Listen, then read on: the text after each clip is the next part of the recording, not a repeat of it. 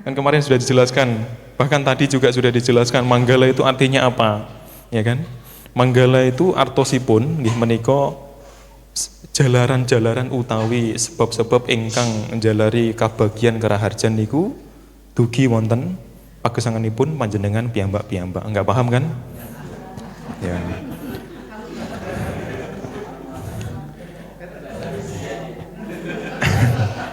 Ya, jadi yang namanya berkah itu apa Bante? Nah, sekali lagi saya tekankan, yang namanya berkah itu bukan di apa namanya diperciki air kemudian apa terus dapat berkah tidak.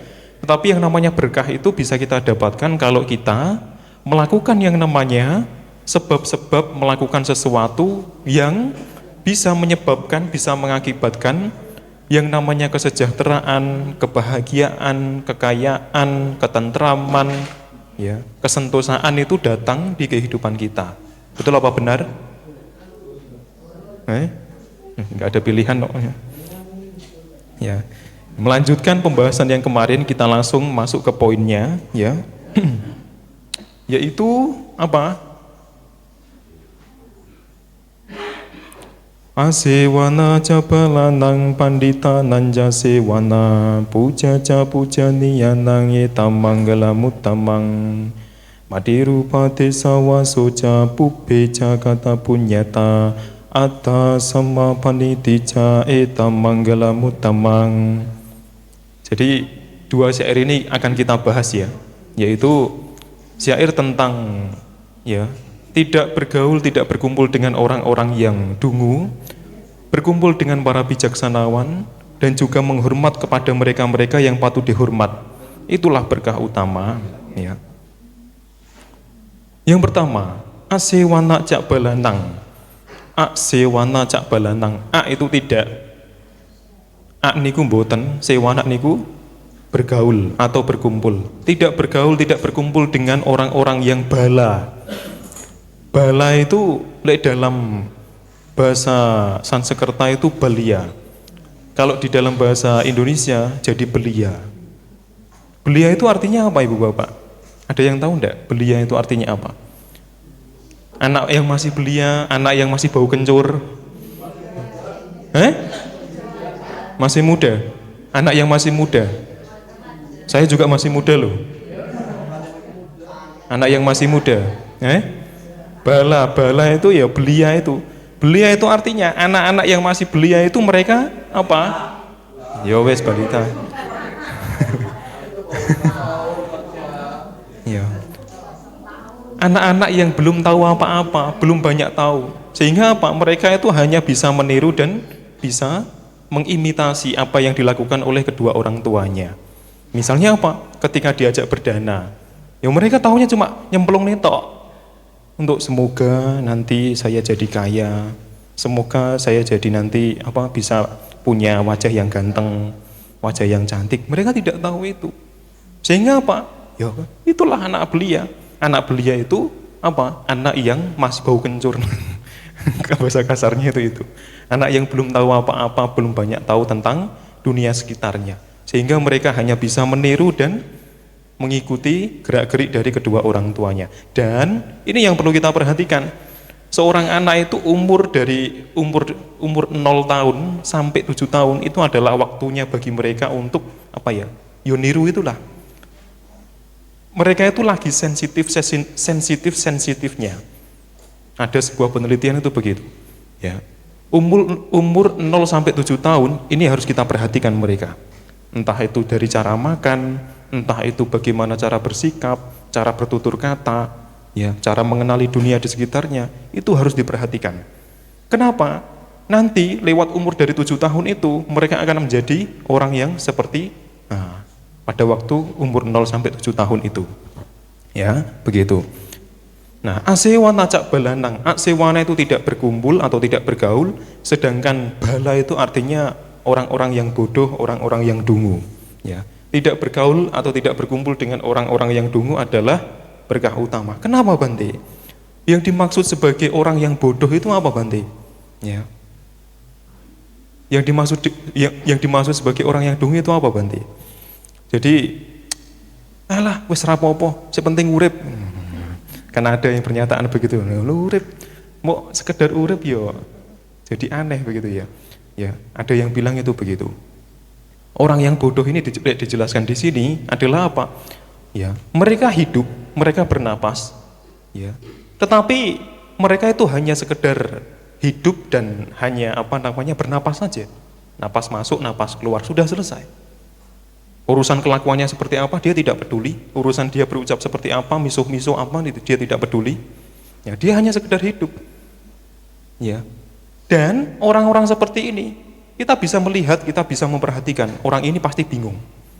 Dari wajahnya, dari gerak-geriknya, dia mau kemana arahnya dia tidak tahu. Ya, termasuk ketika dia mau meninggal dunia, bingung dia.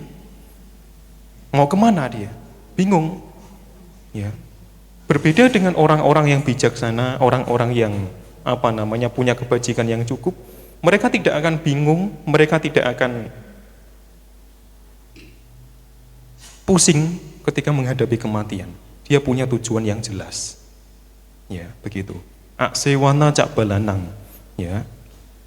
Kemudian apalagi yang dimaksud sebagai orang yang bodoh ini, orang yang dungu ini, mohon maaf ya, kata-katanya agak kasar karena memang penjelasannya begitu, ya. Jadi yang namanya orang bodoh itu bagaimana dia berpikir, bagaimana dia berucap, bagaimana dia bertindak, itu ngawur, nggak tahu arah. Jadi mikirnya itu mikir-mikir hal-hal yang tidak bermanfaat, ya. Entah itu iri hati, entah itu dengan keserakahan, entah itu dengan kemelekatan, entah itu apalagi kesedihan dan lain sebagainya itu, ya. Maksudnya apa? Dari cara pikirnya saja, ya, dia ini kepingin untuk misalnya satu, ingin memiliki apa yang dipunyai oleh orang lain dengan cara apa? Mencuri. Terus cara pandangnya bagaimana cara pandangnya? Ini ada juga. Cara pandangnya itu salah satunya adalah dia tidak percaya konsep hukum karma. Dia tidak percaya ada kehidupan setelah kehidupan ini. Ya, dia tidak percaya ada buah dari perbuatan baik. Ya. Jadi dia mikirnya itu hidup hanya sekali. Padahal ini tidak benar, tidak tepat. Ya, kehidupan itu selalu berlangsung dan terus-menerus, ya. Kita sudah mengalami kelahiran dan kematian berkali-kali. Ya. Jadi cara pandangnya itu dia tidak percaya tentang konsep hukum karma, dia tidak percaya itu. Ya. Sehingga orang-orang yang tidak percaya konsep hukum karma, ketika melakukan perbuatan buruk, misalnya membunuh binatang misalnya. Karena dia ini tidak tahu bahwa ada akibat dari perbuatan buruk itu, bagaimana? Dia akan terus membunuh tidak? Akan terus membunuh karena dia berpikir apa? Dengan membunuh dia akan merasa puas, dia akan merasa bahagia, dia merasa gembira. Enjoy kok saya mas, saya sudah melakukan ini sudah puluhan tahun kok, membunuh binatang. Tetapi yang namanya perbuatan buruk ini dengan cara membunuh ini karena memang belum muncul akibatnya, belum datang, belum menjumpai dirinya, ya dia swantai, dia enjoy menjalani kehidupannya. Tetapi ketika menjalani kehidupannya di kehidupan selanjutnya, dia meninggal dunia, hidupnya nggak ada sampai 10 tahun, meninggoy. Ya, meninggal dunia, lahir jadi manusia, umurnya cuma 10 tahun, umurnya pendek. Tidak hanya umurnya pendek, ya, selama 10 tahun itu dia mengalami sakit-sakitan. Ya, dia mengalami siksaan yang begitu berat. Misalnya apa? Ada tumor ganas di ginjalnya, ada tumor ganas menyebar sampai ke paru-parunya, sampai di jantungnya, sehingga dia kesusahan untuk menjalani hidup. Kenapa sampai ada demikian? Kalau di dalam sutta itu sudah jelas, ya Sang Buddha menyampaikan secara gamblang. Kenapa ada orang yang umurnya pendek? Kenapa ada orang yang sakit-sakitan? Kenapa ada orang yang kaya? Itu semua dijelaskan.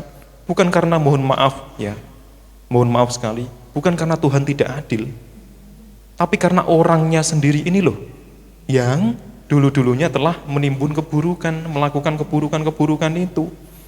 Ya. Baru kemudian, kenapa umur saya pendek, saya kepingin umur saya panjang. Ya. Kenapa saya tidak punya harta?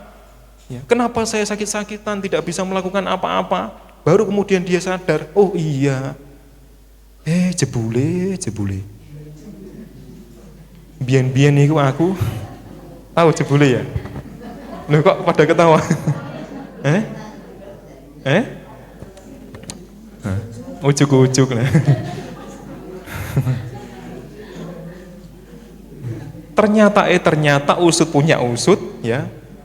Si orang ini ya, si manusia siapa? Si bocah yang masih kecil umurnya 10 tahun ini di kehidupan sebelumnya suka apa? Menyakiti, suka melukai, suka membunuh makhluk lain. Dan akhirnya apa? Lahir jadi manusia, umurnya pendek.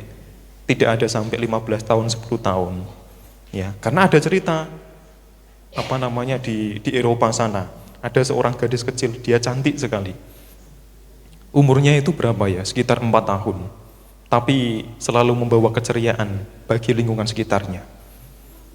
Sampai pada satu ketika ya, ketika ibunya mengandung anak kedua ya. Nah, dia ini si bocah kecil yang namanya Molly, itu ginjalnya terkena tumor. Ada kanker di sana. Kemudian kanker atau tumor ini menyebar sampai ke paru-parunya. Tidak hanya sampai paru-parunya juga, tapi apa namanya? Itu di bawahnya atau di dekatnya itu loh, jantungnya itu loh.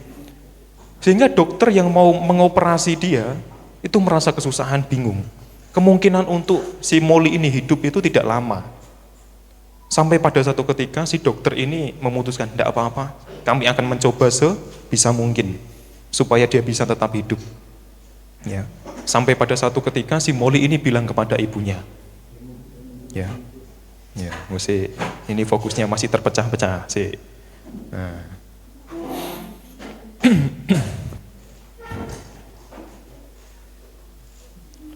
Ya, oke.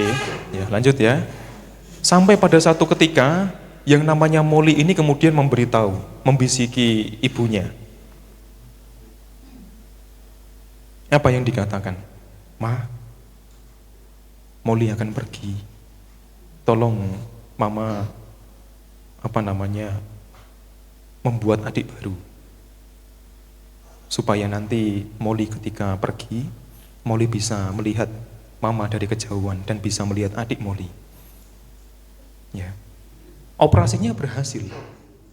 Dia kemudian pergi ke sekolah dengan teman-temannya, ya, berjuang sembari kemoterapi, ya. Karena memang tidak mudah menjalani kehidupan seperti itu. Satu cita-cita dia apa? Kepengen rambutnya tumbuh kembali seperti sedia kala. Tapi kan yang namanya pasien kanker begitu kan harus dicukur habis ya semuanya itu. Yang saya salut dari dia apa? Si Molly kecil ini, si gadis kecil ini, dia itu selalu membawa keceriaan bagi lingkungan sekitarnya. Wajahnya cantik sekali. Ya, wajahnya cantik jelita dia meskipun umurnya masih 4 tahun. Ya, dan benar saja setelah operasinya berhasil dia kemudian menjalani kehidupannya seperti sedia kala. Adiknya ini lahir. 2 bulan setelah adiknya lahir ini, tiba-tiba kanker baru muncul di dalam tubuhnya. Dan pada saat itu dia tidak bisa bertahan lagi. Akhirnya apa? Meninggal dunia. Ini adalah satu kisah yang menunjukkan bagaimana umur manusia ini begitu pendek. Sisi lain memang si Molly kecil ini adalah seorang yang baik hati.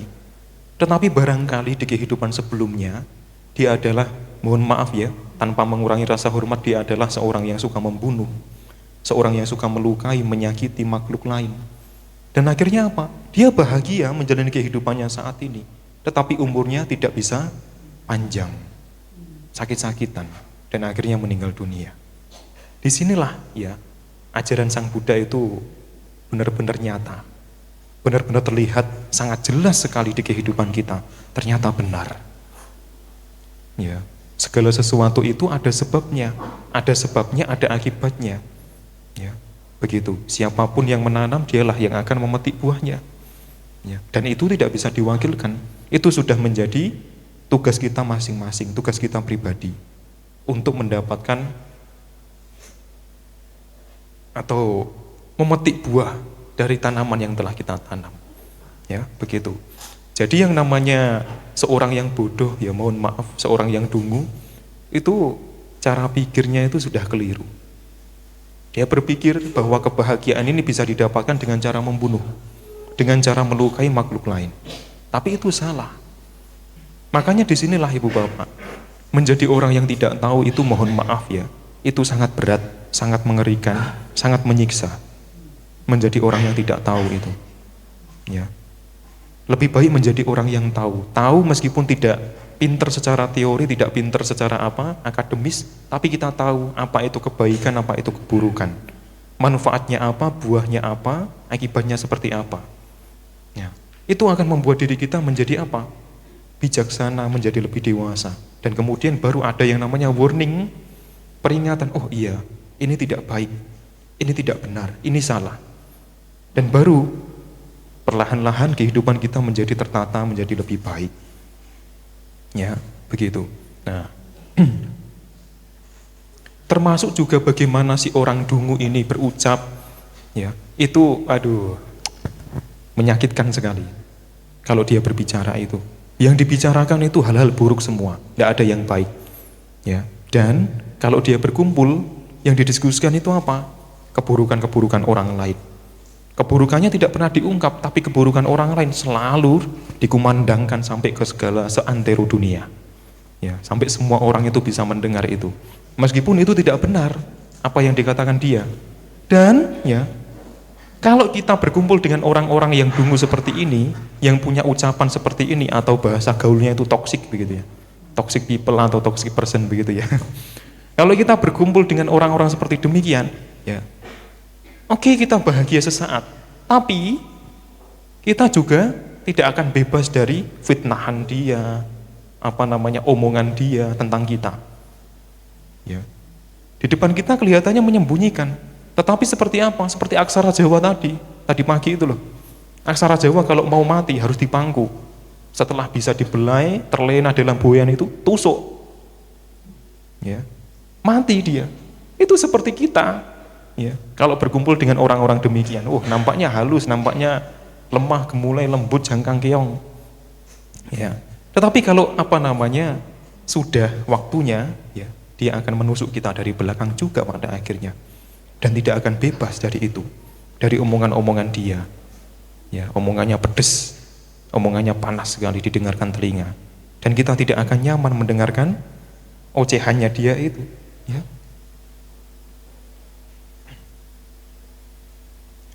Nih, perutnya agak nggak enak.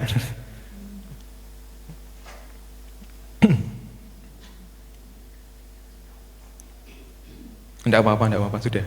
Lanjut saja, aman. Ya, begitu. Ya, jadi bagaimana dia berpikir, bagaimana dia berucap, bagaimana dia bertindak ini, itu ya seperti orang-orang bodoh, orang-orang yang dungu itu. Dan akibat dari itu apa? Ya sudah, meninggal dunia, lahir di alam yang menderita, di alam binatang. Di alam binatang itu coba perhatikan. Misalnya rusa yang diburu oleh singa. Ya. Di alam binatang itu begitu. Di alam binatang itu yang kuat memangsa yang lemah. Ya, begitu. Setiap hari singa itu merasa bahwa dengan memangsa binatang lain, dia merasa bahagia karena memang dapat makan. Ya. Tapi dia tidak tahu yang dilakukan ini perbuatan buruk. Kalau sudah begitu bagaimana? Si singa ini mati, kalau dia tidak punya cukup kebajikan, si singa ini mati, meninggal dunia, lahir jadi apa? Jadi hewan, entah jadi lalat, jadi kuman, ya, jadi tonggeret, jadi serangga laba-laba, entah begitu. Jadi semut diinjak sekali mati, ya, atau jadi apa yang lain, ganti-ganti terus begitu. Tapi circle-nya itu masih di alam yang menderita itu. Kenapa? Ya karena memang dari awal dia tidak tahu yang dilakukan ini adalah perbuatan buruk. Berawal dari apa? Dulunya dia suka membunuh, ya, dia suka melukai makhluk lain. Ketika terlahir jadi hewan, jadi singa, ya, kuat, gagah, ya, memangsa makhluk lain, yang membunuh makhluk lain, dia juga melakukan perbuatan buruk juga. Memang si singa ini dibilang, loh kan dia tidak tahu Bante. Justru itu karena dia tidak tahu. Kenapa dia sampai bisa tidak tahu? Ya karena tidak belajar dari, mungkin barangkali dulu di kehidupannya sebagai manusia dia tidak belajar, dia tidak mengenal dharma, Ya. Sehingga inilah Ibu Bapak, ya, keuntungan kita sebagai umat Buddha mengenal ajaran dharma, ajaran kebenaran. Kita tahu kebaikan, keburukan, manfaatnya apa, kerugiannya apa. Kita tahu itu sehingga apa? Kita bisa memperbaiki diri kita. Untuk apa? Supaya di kehidupan yang akan datang, ya, kehidupan kita ini tidak semenderita dan semenyakitkan kehidupan saat ini. Barangkali ya mereka-mereka yang di alam binatang itu merasa kesusahan. Ya, begitu. Ya. Nah, misalnya ada juga yang beruntung juga ya, lahir jadi hewan, jadi apa? Anjing Chihuahua. Ya. Pakaiannya mewah. Apa namanya? Ini apa? Idep, bahasa Indonesia idep itu apa? Bulu matanya cetar membahana. Wah, dirias sampai begitu, mandinya saja sekali mandi 200.000, 300.000. Bahkan manusia sendiri yang punya anjing itu mandinya gratis ya, nggak dirawat tubuhnya, sehari mandi apa enggak tahu juga itu, ya kan begitu. Tapi hewan piaraannya ini, makanannya istimewir, makanannya enak-enak, pilihan semua. Ya. Kenapa sampai dia ini jadi hewan tapi kok disayang-sayang, dibelai-belai? Bahkan ada kasus di kota sana itu, ketika hewan piaraannya ini meninggal dunia, si orang yang punya piaraan ini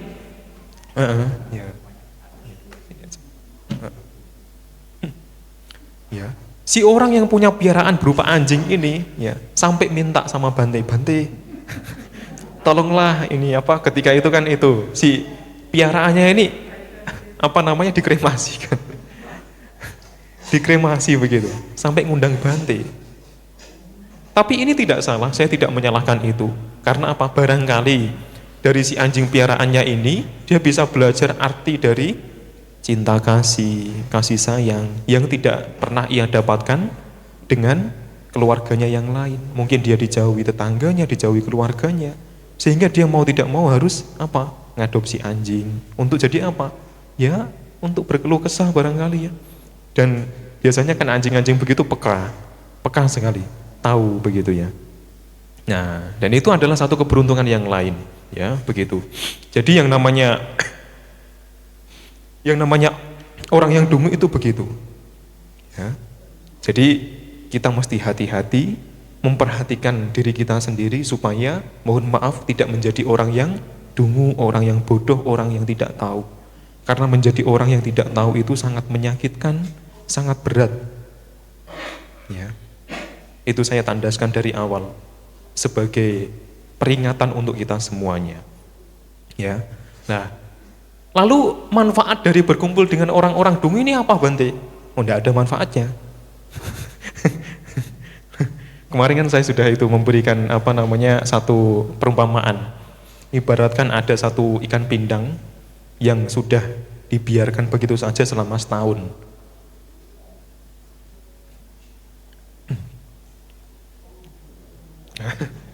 Kayak itu.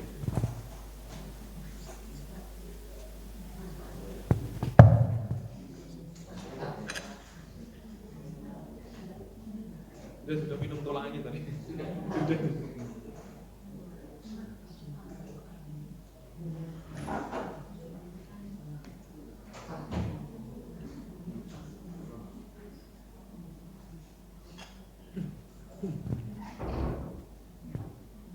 Ya.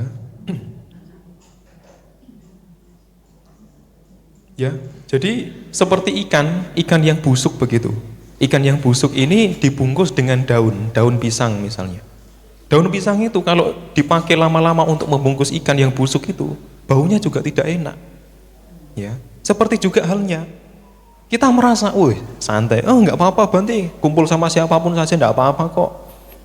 Tapi kalau sudah makin lama dia berkumpul, dia baru tahu, dia juga merasakan. Dan kadang-kadang tidak sadar bahwa sikapnya telah berubah jauh. Cara bicaranya telah berubah jauh. Sebelumnya yang, nggih matur nuwun nggih Mbah, matur nuwun. Langsung kebun binatang keluar semua hewan-hewannya itu. Omongannya kasar, misuh-misuh, ya, suka memaki-maki, suka menghujat, ya. Begitu.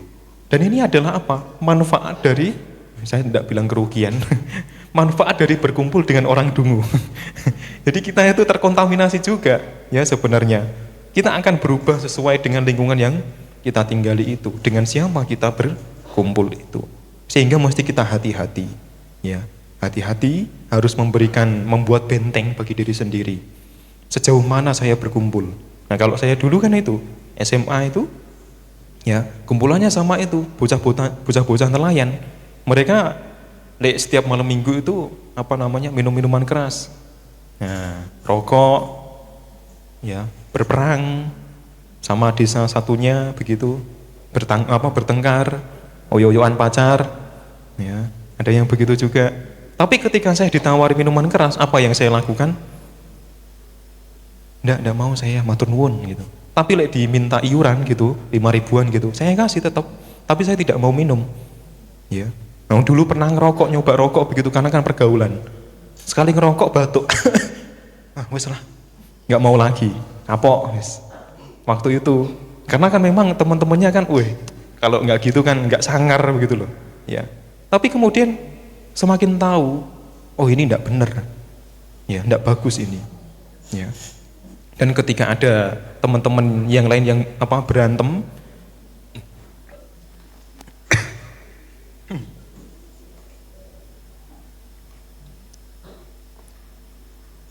ya, yang berantem dengan desa yang lainnya, tidak peduli saya.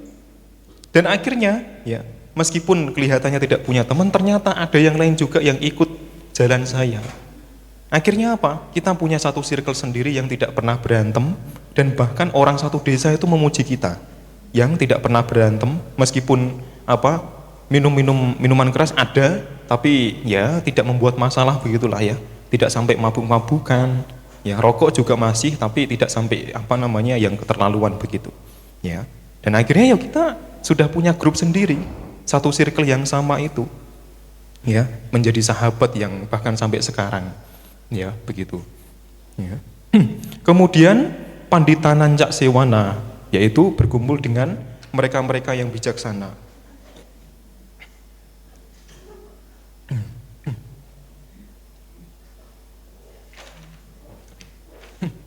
Ya, berkumpul dengan mereka-mereka yang bijaksana, ya. Berkumpul dengan mereka-mereka yang bijaksana maksudnya apa? Orang-orang bijaksana itu cara pikirnya maju. Ya, punya cara pikir yang cerdas, cara pikirnya itu matang begitu. Ya, dia tahu bahwa dengan melakukan kebaikan, ya, saya akan mendapatkan ketentraman dalam menjalani hidup. Kehidupan saya akan terjamin.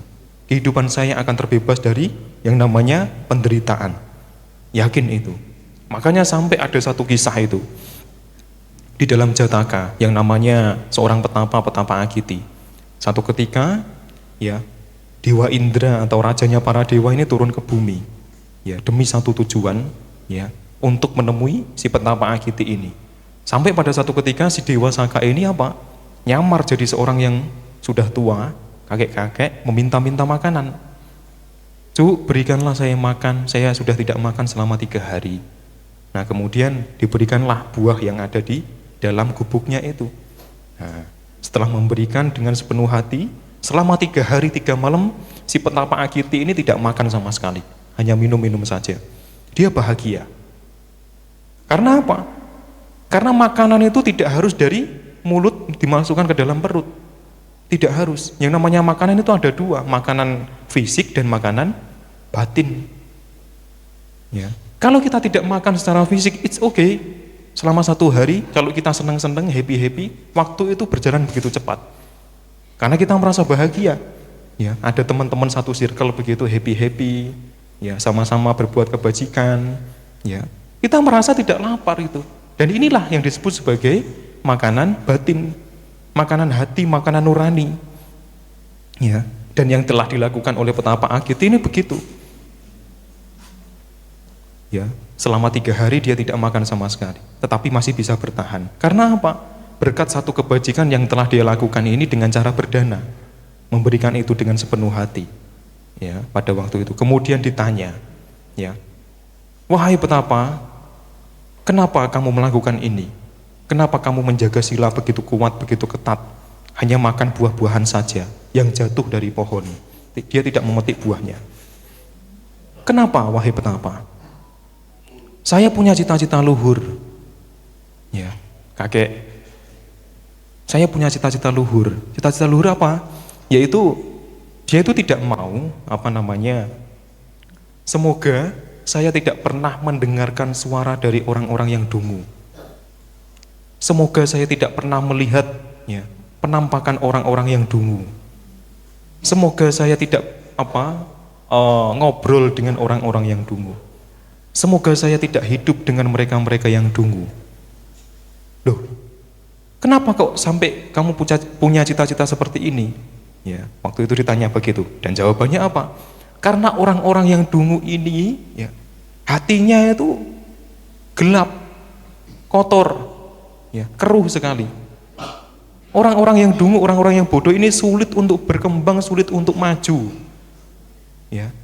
Yang dibicarakan itu hanya keburukan-keburukan orang. Dia tidak bisa berpikir maju. Sehingga orang-orang yang dungu ketika meninggal dunia, lahirlah dia di alam yang menderita. Dan akhirnya apa? Nasi menjadi bubur. Bisa enggak bubur itu jadi nasi lagi? Enggak bisa. Enggak bisa. Dia baru kemudian menyesal, meratapi nasibnya. Orang-orang dungu itu begitu. Dikasih tahu bahwa ada kebenaran, ini yang membawa jalan inilah yang akan memberikan kebahagiaan, dia tidak peduli, malah opo iki. Nah, misalnya begitu. Enggak, saya enggak mau. Ini salah. Menganggap kebenaran sebagai kekeliruan, menganggap sebagai kebahagiaan sebagai penderitaan. Begitu. Sehingga apa? Si petapa Agiti, ini adalah bagaimana dia kemudian mengasingkan dirinya ke hutan. Lebih baik saya hidup sendiri daripada hidup dengan orang-orang yang bodoh, orang-orang yang dungu. Dan kalau kita bisa berkumpul dengan orang-orang seperti itu, ibaratkan kita ini membungkus sebuah bunga atau bubuk kayu cendana. Baunya bagaimana? Wangi sekali. Baunya itu menyenangkan hati, membuat kita menjadi terangsang begitu. Wangi sekali baunya. Daun yang digunakan untuk membungkus juga wangi juga. Begitu. Ini adalah manfaat dari berkumpul dengan mereka-mereka yang bijaksana. Cara bicaranya, tutur bahasa yang dipakai, tindak lakunya, itu semuanya baik. Semuanya itu sudah ada tatanannya. Seperti kalau kita tinggal di keraton atau tinggal di mana begitu, sopan santun dan lain sebagainya itu sudah ada. Meskipun kita merasa bahwa kelihatannya sopan santun atau tata krama itu kelihatannya kaku. Ada Tasilani. Monggo Tasilani. Monggo Pinara.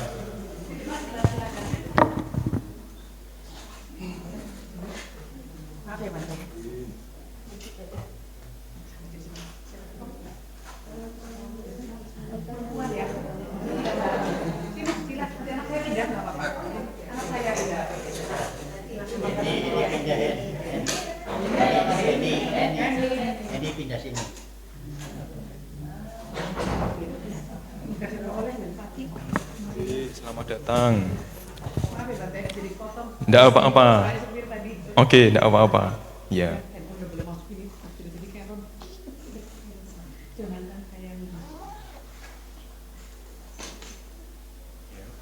Jadi orang-orang yang bijaksana itu begitu. Kalaupun kita merasa waktu zaman dulu itu disuruh begini untuk bersikap sopan tidak mau karena merasa kok banyak aturan, kaku sekali. Misalnya apa? Disuruh nunduk lek jalan nun sewu mbah. Terus ngaturaken luput, meminta maaf kepada orang-orang. Kalau misalkan ada salah, setelah dikasih sesuatu matur nuwun. Nah, begitu misalnya. Sopan santun begitu kan kelihatannya lek anak-anak zaman sekarang barang terlalu kaku, terlalu monoton. Tapi sesungguhnya itu yang dibutuhkan oleh masyarakat dunia pada zaman ini. Orang-orang zaman sekarang di dunia yang kita tempati kalau tidak punya ada tatanan begitu, kacau, ruwet ibu bapak. Coba kalau yang namanya Pancasila Buddhis itu tidak ada. Umat Buddha apa? Gotok-gotokan, teman-teman, bunuh-bunuhan, saling mencaci maki satu sama lain. Dan inilah gunanya, ya. Pancasila Buddhis itu muncul, ya, sebenarnya sudah ada di dunia ini. Ya. Tetapi karena memang Sang Buddha ini tahu apa yang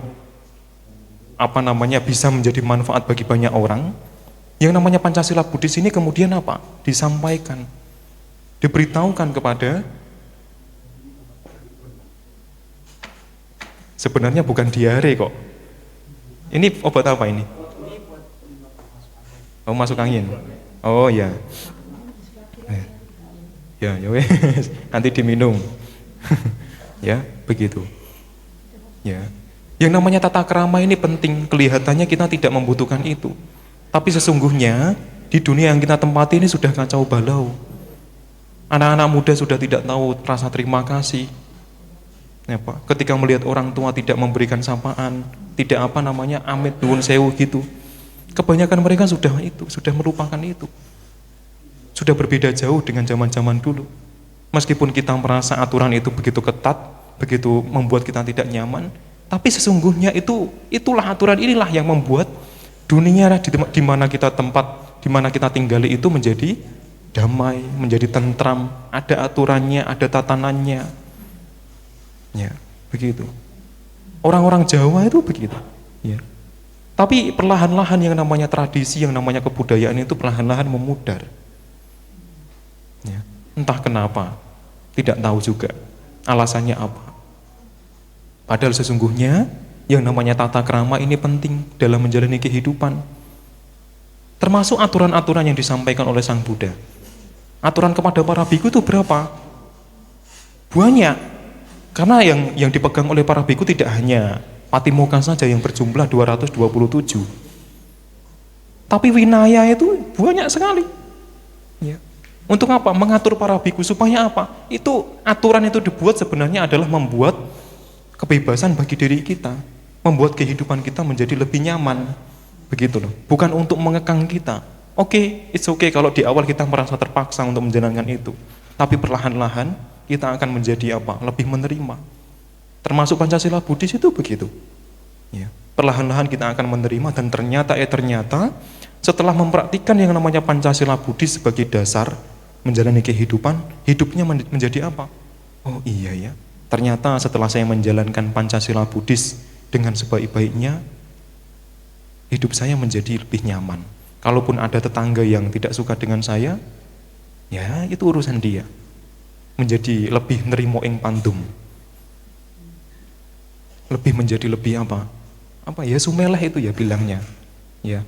Kemudian orang-orang, kok kamu bisa berubah ya sikapmu ya? Oh ya memang begitu, sudah waktunya bagi saya untuk berubah. Ya, kehidupan saya di alam manusia tidak lama lagi. Ya. Kalau umur saya yang sekarang dikalikan 3, dikalikan 2, saya belum tentu masih bisa duduk di kursi ini. Masih bisa bernapas dengan santai, masih bisa minum dengan enak, makan enak, tidur nyenyak, belum tentu. Saya mungkin sudah tidak bisa bertemu dengan kawan-kawan saya. Dan yang bisa saya lakukan adalah mempersiapkan diri saya dengan sebaik-baiknya untuk menghadapi ajal, supaya saya tidak kaget. Dan ini adalah cara yang saya pakai untuk memperbaiki kehidupan saya, kualitas kehidupan saya, dengan menjalankan sila dengan sebaik-baiknya. Coba kalau yang di sini semua di satu ruangan ini menjalankan sila dengan baik, tidak merasa tertekan, tidak merasa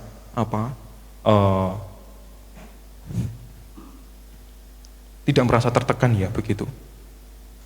Ya, pasti satu wihara itu adem sekali. Enak. Orang-orang yang datang itu sekali datang itu seperti apa ya? Oh, kok enak sekali ya di wihara ini ya. Nah, itu nanti ada pembahasannya lagi di Padik Rupa Desa Wasu. Ya, begitu.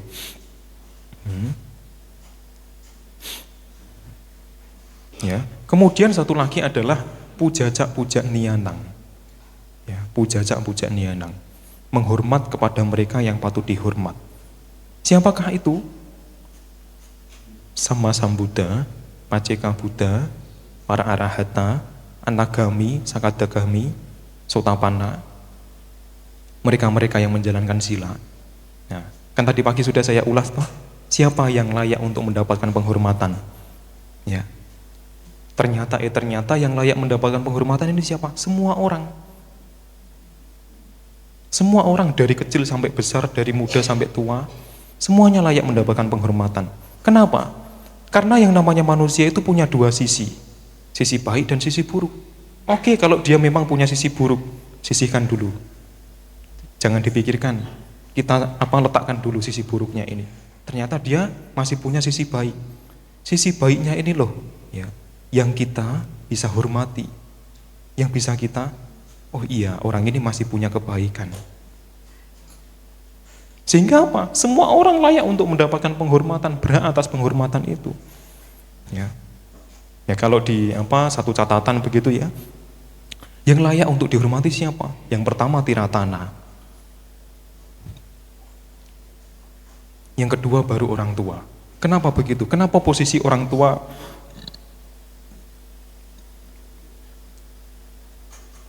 kok posisinya di nomor 2 kan? Ya, tanpa mengurangi rasa hormat. Yang namanya Tiratana itu mohon maaf, di seluruh jagat raya, di 10.000 alam semesta ini, itu yang paling tinggi. Sedangkan mohon maaf ya, ibu dan ayah kita itu adalah bagian dari makhluk yang tinggal di alam semesta ini, dengan punya karma, dengan memegang apa dan sebagainya itu. Sedangkan yang namanya Sama Sambuddha ini sudah terbebas dari semua itu. Sudah terbebas dari segala kekangan, sudah tidak akan melakukan perbuatan buruk lagi. Sedangkan mohon maaf ya, orang tua kita masih bisa melakukan perbuatan buruk. Ya, masih bisa, entah melalui pikirannya, ucapannya, tindakannya. Sehingga apa? Ya mohon maaf, orang tua ini meskipun kita sangat menghormati, di sini posisinya nomor 2. Atau posisinya ini setelah Tiratana itu. Karena Tiratana yang paling tinggi, yaitu Buddha, Dharma, dan Sangha. Nah, begitu. Ya, kita harus menghormati itu. Setelah itu baru kemudian kita menghormati orang tua kita. Bagaimana cara menghormati orang tua? Kalau misalkan orang tuanya ini belum tahu atau belum mengenal yang namanya Buddha, Dharma, Sangha, kenalkan itu. Tidak harus beragama Buddha, mengganti KTP-nya menjadi Buddha, tidak harus. Tetapi mengenalkan apa yang baik, apa yang buruk, apa yang benar, apa yang salah. Itu sudah menjadi penghormatan yang besar bagi dia. Yang namanya anak tidak akan bisa membalas jasa dari orang tuanya. Tidak akan bisa. Kalaupun sampai dipikul di atas bahunya sampai 100 tahun, sampai satu kehidupannya itu tidak akan mewakili jasa dari kedua orang tuanya. Ya, begitu.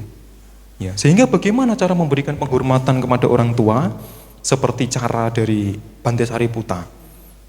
Ya, Bante Sariputta itu ketika masa tuanya sekitar umur berapa tidak tahu ya, sekitar 80-an, ketika beliau mau mangkat, mau wafat, izin kepada Sang Buddha dulu.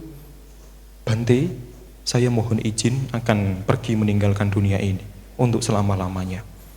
Saya akan parinibbana di tempat kelahiran saya. Pada saat itu begitu. Dan setelah Sang Buddha mengizinkan, baiklah, kamu saya izinkan. Bante Sariputta kemudian pergi meninggalkan Sang Buddha untuk tinggal di tempat kelahirannya, tepat di rumah di mana ia dilahirkan, di balai bambu. Ya. Di sana ibunya juga sudah tua. Yang namanya siapa? Sari, Ibu Sari. Kenapa namanya Desa Sariputta? Kan memang putranya Ibu Sari. Ya begitu. Dinamai begitu. Nama kecilnya ya Upatissa, itu nama desanya. Ya, begitu. Ya. Sampai pada satu ketika Bante Sariputta ini hendak parinibbana, dewa dari 4 penjuru itu datang. 4 dewa raja dari segala penjuru datang. Tidak hanya itu, ya. Para dewa yang punya status yang tinggi di alam kedewaan datang juga memberikan penghormatan. Brahma juga sampai datang memberikan sembah sujudnya. Ibunya yang melihat kejadian itu sampai tercengang, kok bisa anak saya sampai bisa dihormati begitu ya? Karena memang kelihatan sekali jelas ya, kelihatan jelas dewa dan Brahma itu ketika memberikan sembah sujudnya kepada Bante Sariputta. Ya, pada saat itu ibunya sampai tercengang, terkejut. Kok bisa anak saya kok dihormati? Ya. Kalau memang anak saya dihormati, bagaimana kemudian guru dari anak saya yang mengajarkan beliau dharma, yang mengajarkan beliau ajaran sedemikian rupa sampai bisa dihormati oleh para dewa dan Brahma itu. Ya. Baru kemudian pintu hatinya terbuka, Ibu Sari ini. Ya. Dan di sanalah Bante Sariputta sebelum meninggal itu ya, memberikan ajaran dharma, kepada ibunya. Dan kalau tidak salah itu ibunya sampai bisa mencapai tingkatan Sotapanna, tingkatan Sotapati, menjadi seorang manusia suci juga. Dan inilah penghormatan yang paling tinggi dari seorang anak kepada seorang ibunya, seorang ibu yang disayanginya. Apa? Mengenalkan si ibu ini yang tidak tahu dharma sebelumnya menjadi tahu dharma, tahu apa yang baik, apa yang buruk dan benar dan salah itu, yang manfaat mana, yang kerugian mana, dikenalkan itu perlahan-lahan. Ya. Dan caranya juga begitu elegan. Ya. Ya, begitu. Ini adalah satu balasan jasa kepada orang tua yang luar biasa sekali. Ya. Sehingga ibu bapak kalau misalkan ada punya orang tua yang begitu, coba pelan-pelan diberitahu, ya, pelan-pelan saja diberitahu, kemudian diarahkan kalau memang bisa. Tapi kalau memang bisa, kamma sakomhi, kamma dayatu, kamma yoni, kamma bantu, kamma pandik sarano. Karena ada yang begitu juga, ada yang sudah mencoba berkali-kali untuk membujuk kedua orang tuanya ini menjalankan sila, mbok yo berbagi hartanya, tapi tidak mau, keras hatinya. Lalu bagaimana? Ya sudah, kalau sudah begitu ya urusan karma ya masing-masing akhirnya. Ya, si anak juga punya urusannya sendiri, si orang tua juga punya urusannya sendiri. Urusannya kepada siapa? Kepada dirinya sendiri. Kalau sudah meninggal dunia itu, ya, untung dan rugi bukan ada pada saya, tapi ada pada diri masing-masing. Begitu. Ya. Nah, itu dia, ya. Menghormat kepada mereka-mereka yang patut menerima, mendapatkan penghormatan. Sehingga ini loh ibu bapak, orang-orang zaman dulu itu, ya, seperti halnya Anathapindika, ketika pertama kali mendengar kata Buddha, itu hatinya langsung gembira sekali, langsung bahagia, happy sekali dia, Anathapindika ini, mendengar kata Buddha. Dan ternyata pada saat itu, yang namanya Buddha ini telah, Buddha yang asli, itu muncul sudah.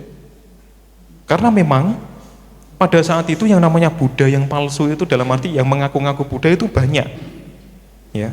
Tetapi yang namanya Buddha asli, Buddha Gautama telah muncul di dunia ini dan memang benar telah muncul. Langsung pergi dia. Ya, pergi menemui sang Buddha, memberikan penghormatan.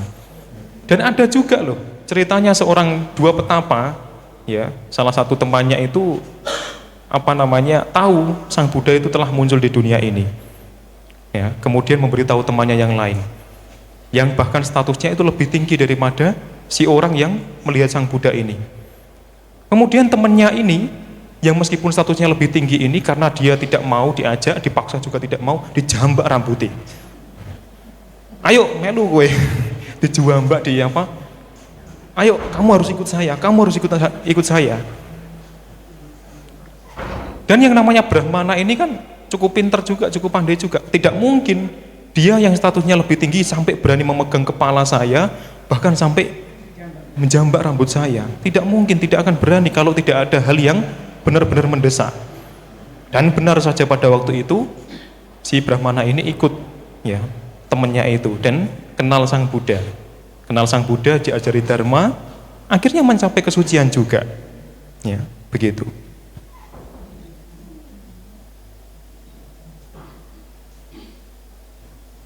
Ya, itu dia. Asewana cak balanang panditanang cak sewana, puja cak puja niyanang etang manggala mutaman. Ya.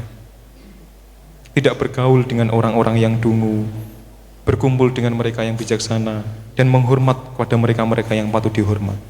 Itu adalah berkah utama.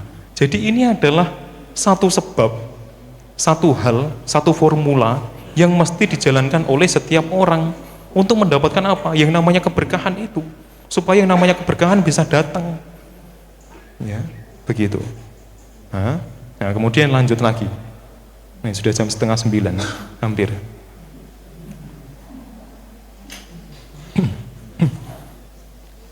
Lanjut lagi yang itu syair tentang Patiru Pak Desa Wasoca Pubecak kata punyata atak sama panditijak eta manggalamut tama. Ya. Patiru Pak Desa Wasoca artinya apa?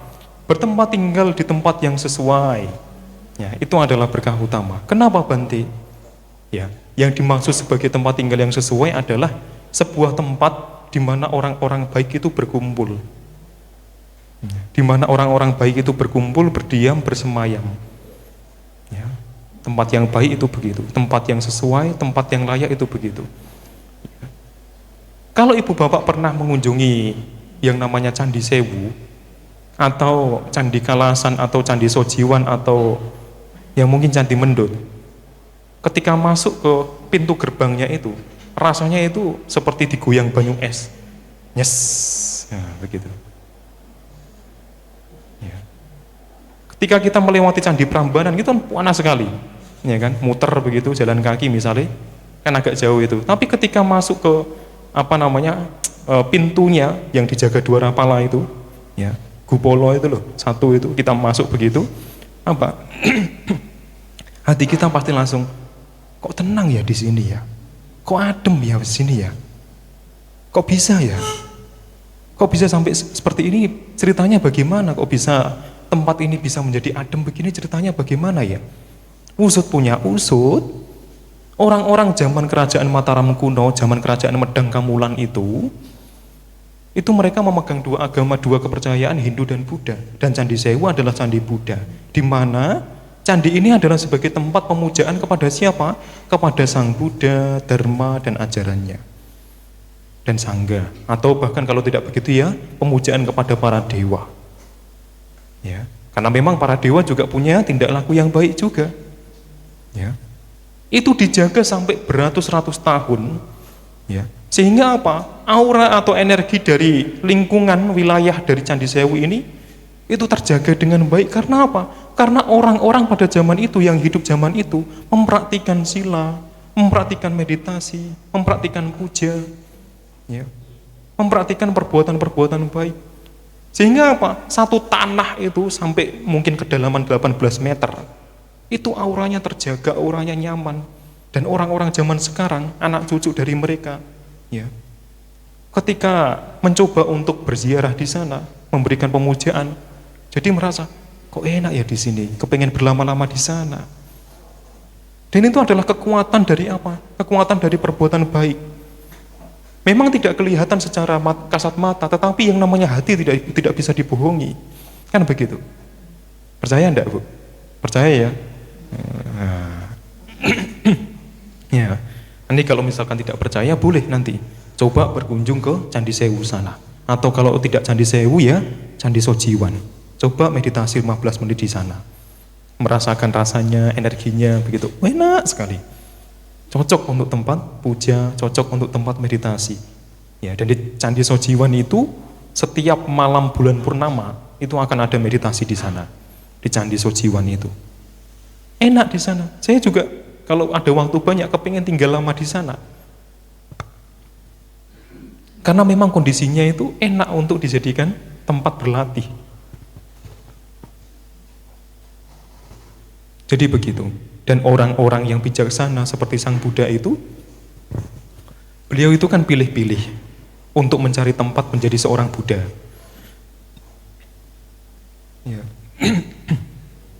Dan yang namanya Jambudvipa India itu adalah tempat yang pas bagi beliau. Patik Rupa Desa Wasa, satu tempat yang cocok dijadikan sebagai tempat kelahiran, mengajarkan dharma, ya, mencapai penerangan sempurna dan mengajarkan dharma, bahkan sampai wafat di sana juga. Dan yang namanya bumi Jambudvipa, saya tidak mau menyebut India ya, nyebutnya Jambudvipa saja. Itu sampai kapanpun, sampai dunia ini kiamat, dunia ini hancur, suatu saat akan muncul lagi negeri yang namanya Jambudvipa. Di sanalah tempat bagi seorang Buddha muncul. Di sanalah tempat bagi dharma itu muncul. Di sanalah yang namanya sangga itu muncul. Ya. Karena apa? Orang-orang di sana itu memang memadai. Orang-orang di sana itu suka memperhatikan perbuatan baik. Bahkan ketika zaman sebelum Sang Buddha muncul, para petapa dari bangsa Brahmana itu sudah banyak yang bisa mencapai jana. Meditasi sampai tingkatannya itu di atas manusia, di atas dewa bahkan. Ya, banyak sebenarnya. Nah kemudian baru yang namanya Siddhartha ini muncul di dunia, belajar kepada para Brahmana itu, para petapa itu. Ya. Ya. Apakah Sang Buddha Siddhartha tidak mempelajari Weda? Mempelajari Weda juga, ngelotok. Hafal 3 Weda itu, hafal sekali. Tetapi kan yang namanya beliau ini punya tingkat keingetahuan tinggi. Dan akhirnya apa? Berguru kepada guru-guru. Sampai mana ajaran dari gurunya itu bisa diajarkan. Itu bisa diserap semuanya. Tapi belum mendapatkan puncak dari itu semua. Dan akhirnya apa? Mencari jalan sendiri. Mencari jalan sendiri, bertapa sendirian di hutan Uruwela. Menyiksa diri sampai apa? Tulangnya kelihatan, kulitnya kelihatan. Ya. Sampai otot-otot sini kelihatan, matanya masuk ke dalam. Ya. Sampai mempraktikkan apana jana atau meditasi tanpa napas. Napas yang semestinya keluar dari hidung ditahan. Tidak keluar. Ya. Kemudian keluar melalui telinganya. Gitu. Tahan juga napasnya itu. Akhirnya apa? Yang namanya udara itu ngaduk-ngaduk perutnya yang ada di dalam. Rasa sakitnya bagaimana Bante? Seperti seekor sapi yang masih sehat bugar, ya. Itu dengan pisau yang tajam, kulitnya itu perlahan-lahan dibelek. Sret, pelan-pelan. Wah, sapi itu pasti meronta-ronta, rasa sakitnya itu sangat sakit sekali. Dan itu yang dirasakan oleh guru kita sebelum beliau mencapai penerangan sempurna. Bahkan sampai bulunya ini, bulu badan itu digosok begini, langsung jatuh. Bulunya tidak bisa bertahan. Karena beliau juga hampir mati juga. Hampir mati Pak, ini Pak. Dan apa? Tidak ada di zaman kapanpun, dunia manapun yang bisa mempraktikkan praktik seperti beliau ini. Tidak ada yang mampu menandingi. Itu adalah praktik yang paling berat. Karena apa? Tidak napas 1 jam itu kita sudah meninggoy. Tidak napas 1 jam kita bisa meninggal loh Pak. Mau nyoba?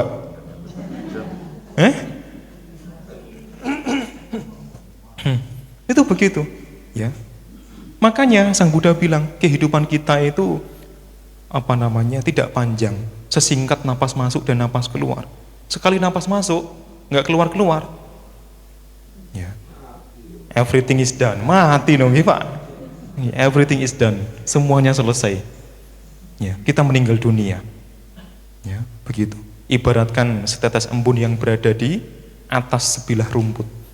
Belum saja dia menetes, terpapar sinar matahari, nguap.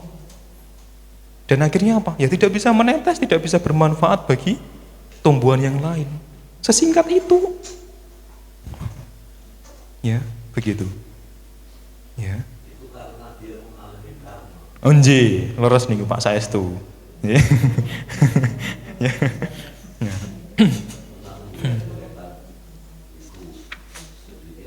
Ya. Bertempat tinggal di tempat yang sesuai. Padik rupa desa wasa. Ya. Tapi ada salah seorang guru meditasi dari Myanmar yang pernah mengatakan,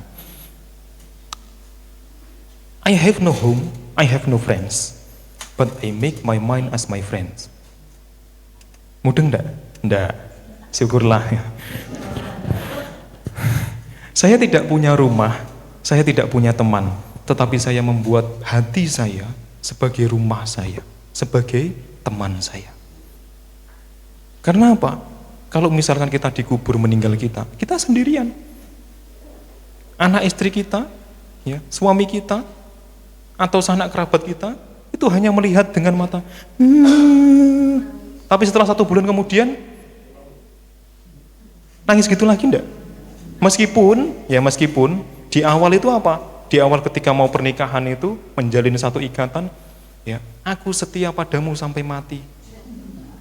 Aku tresno marang seliramu. Aku tresno marang seliramu. Saya sangat mencintaimu, aku setia padamu sampai mati. Tapi ketika salah satu pasangan ini ada yang mati, ayo meninggal bareng, ayo mati bareng, mau ndak begitu? Mau ndak? Dia loh, katanya setia sampai mati. Aku cinta padamu sampai mati, aku setia padamu sampai mati. Nah ini mesti dipertanyakan, ini benar-benar cinta ndak ini ya? Ini kan begitu, katanya ada cinta sehidup semati. Diajak mati salah satu, nggak mau. Nah, matinya sendiri-sendiri. Nah ini mesti nanti tanya Bu ya, pulang tanya sama suaminya atau tanya sama istrinya. Ini janjane iki awakmu seneng aku tenanan pura ta? Coba ditanya lagi ya. Karena ketika meninggal dunia, kita ajak dia tidak mau. Ya. Kecuali kalau tidak salah itu ya itu Bakarudin Yusuf Habibie. Itu benar-benar cinta sekali kelihatannya dengan istrinya yang bernama Ainun itu. Ya. Dia setelah itu sangat sedih sekali, dan beberapa bulan kemudian ya, atau berapa tahun gitu ya. Tahun ya. Itu langsung kemudian pergi juga meninggalkan itu. Ya, dan mereka masih bisa bersatu. Karena apa? Tekad dari kedua insan yang sedang jatuh hati satu sama lain ini begitu kuat. Di kehidupan selanjutnya mereka masih bisa bersatu. Seperti siapa contohnya? Kisah antara Pangeran Siddhartha dan Putri Yasodhara. Kisah antara Raden Mas Siddhartha Gautama dengan Dyah Ayu Yasodhara. Buat sendiri namanya Mas. Itu gelar Jawa. Begitu. Jadi kisah asmara paling sangar, paling luar biasa kisahnya siapa? Pangeran Siddhartha dan Putri Yasodhara. Itu tidak pernah terpisah sekalipun loh. Semenjak mengucapkan tekadnya ketika menjadi petapa Sumedha dan Putri Sumita itu loh. Ya. Dan yang mengucapkan sumpahnya itu kan sebenarnya Putri Sumita meminta, Sang Buddha, semoga di kehidupan saya selanjutnya saya bisa mendampingi petapa ini untuk menjadi seorang Buddha. Ya. Dan sampai situ, kisah asmaranya itu luar biasa sekali. Sangar sekali ya, itu dia. Ini sampai mana tadi ya? Bertempat tinggal di tempat yang sesuai. Madik rumah desa wasoja, pubeja kata punyata. Ya, punya timbunan kebajikan di masa lampau. Artinya apa? Ya, yang namanya kebajikan itulah yang akan memberikan keselamatan, yang akan menyupport diri kita. Anak istri kita tidak mau membantu kan? Ngasihan deh lu gitu. Ya. Kan sejauh tidak mau membantu kita. Ya enggak apa-apa. Karena memang ya sebenarnya mereka tidak bisa diandalkan. Nah, ya. Karena sesungguhnya yang bisa diandalkan adalah diri kita sendiri. Contohnya ketika kita hendak meninggal dunia, yang bisa menjadi penyelamat adalah kebajikan kita. Tidak ada yang lain, begitu loh, ya. Nah, kebajikan ini adalah sebagai pondasi bagi kita. Tetapi perlu ibu bapak ketahui, puncak-puncaknya ajaran Sang Buddha itu sampai mana? Puncaknya ajaran Sang Buddha adalah ketika seseorang ini, ketika satu makhluk yang namanya manusia ini sudah tidak melakukan perbuatan lagi, sudah terbebas dari perbuatan itu. Maksudnya bagaimana Bante? Maksudnya adalah sejauh seseorang ini masih terikat kuat, ya, melekat kuat dengan yang namanya perbuatan, selama itu pula yang namanya tumimbal lahir itu tidak akan pernah berhenti. Dan selama masih ada yang namanya kelahiran kembali atau tumimbal lahir, selama itu pula penderitaan tidak akan berhenti. Kalaupun dia lahir di alam surga, kalaupun dia lahir di alam dewa juga ada batas waktunya. Para dewa ketika mau meninggal dunia bagaimana? Wow, kacau balau ya ininya. Apa namanya? Kuncirane. Apa namanya? Ikat rambutnya. Nah, ikat rambutnya itu enggak tahu ya, kocar-kacir, rambutnya itu acak-acakan. Ya, pakaiannya itu juga enggak itu. Sebenarnya dewa itu wangi sekali, tetapi pada saat mau meninggal dunia, ketiaknya bau sekali. Ngambune gak enak ibu bapak. Wajahnya sudah mulai kusam. Dia sudah tidak bisa menikmati kehidupannya sebagai seorang dewa. Ya, dan pada saat itu ada salah seorang dewa dengan 500 bidadari begitu, tahu bahwa mereka ini mau meninggal. Satu hari sebelum kematiannya itu mendatangi Sang Buddha. minta nasihat. Bagaimana supaya saya bisa kembali ke alam dewa? Ya. Dan benar saja setelah meminta nasihat Sang Buddha, bukannya mereka terlahir di alam dewa, malah jadi seorang yang mencapai kesucian. Wah, itu lebih tinggi lagi. Karena yang namanya jaminan dalam menjalani hidup itu hanya ada ketika ibu bapak sudah mencapai sotapanna, tahap 1 dari 4 tingkat kesucian itu. Yang namanya kepastian dalam hidup. Maksudnya bisa tahu, bisa ada jaminan bahwa setelah kehidupan ini saya akan terlahir jadi manusia, kalau tidak jadi manusia ya di alam dewa sana. Tidak akan jatuh ke alam bawah, tidak akan jatuh ke alam neraka, alam binatang, alam setan. Itu sudah pasti. Dan ada batasan waktunya. Sampai ya di kelahirannya yang ke-8 itu ya, dia pasti akan mencapai tingkat kesucian tertinggi arahat, mencapai nibbana. Selesai sudah tugasnya dia sebagai satu dari sekian banyak makhluk yang ada di alam semesta ini. Tugas telah selesai. Lalu rasanya bagaimana Bante kalau mencapai begitu? Tidak ada rasanya. Ya, karena sudah tidak punya pancakanda kan? Sudah tidak punya yang namanya tubuh, tidak punya yang namanya perasaan, tidak punya yang namanya kesadaran lagi. Semuanya hilang. Lek bahasa Jawanya itu tan keno kinoyo ngopo. Tidak bisa tergambarkan dengan apapun. Rasanya bagaimana tidak tahu. Itu hanya bisa dialami sendiri. Ya, begitu. Ya, itu tentang apa? Pubeja kata punyata. Dan yang terakhir adalah atta sama panitija. Atta artinya diri, sama artinya benar, paniti artinya membimbing. Ya, membimbing diri dengan benar adalah berkah utama. Maksudnya bagaimana? Ya, tidak ada yang sebenarnya mampu membimbing diri kita selain diri kita sendiri. Atahi atan nonati, atahi atan nogato. Artinya apa? Diri sendiri adalah pelindung bagi diri sendiri, pengayom, ya, peneduh atau dan lain sebagainya itu. Dan diri sendiri adalah tujuan bagi diri kita sendiri, yaitu putamati danamati itik balu wihanyati atahi atanonati kuto puta kuto danta. Nah, di dalam Dhammapada itu begitu, di Balawaga. Ya. Putra ini adalah milikku, harta ini adalah milikku. Demikianlah cara orang yang dungu berpikir. Mohon maaf. Kalau dirinya sendiri saja bukan miliknya, bagaimana kemudian putra ada padanya miliknya? Ya, harta adalah miliknya. Ternyata usut punya usut. Ya, yang namanya diri kita juga tidak bisa dikendalikan. Satu contoh saja, tubuh. Tadi sudah gerak berapa kali? Duduk diem begitu 1 jam begitu, nggak usah gerak begitu, bisa enggak? Nggak bisa. Dihitung enggak tadi berapa kali sudah gerak? Ya. Dari pagi, bangun pagi sampai ini malam ini sudah sampai kemana saja? Ya. Sudah makan berapa kali? Ya. Sejak kecil sampai sekarang. Bukan 1 hari ini kenaan. Ya. Dari kecil sampai sekarang sudah makan berapa kali? Kalaupun kita sudah makan berkali-kali begitu, masih lapar enggak? Kok bisa lapar, kenapa? Kenapa kita lapar? Kenapa kita lapar? Kenapa kita sakit? Kenapa kita sakit? Kenapa kita lapar? Tahu enggak kenapa? Mau tahu enggak? Yakin? Ya, jadi kenapa kita sampai bisa sakit begitu ya? Ya, duduk 1 jam rasanya kok sudah ada yang enggak enak, sudah ada yang asam urat sudah meronta-ronta, ya, sudah mulai menunjukkan taringnya, ya.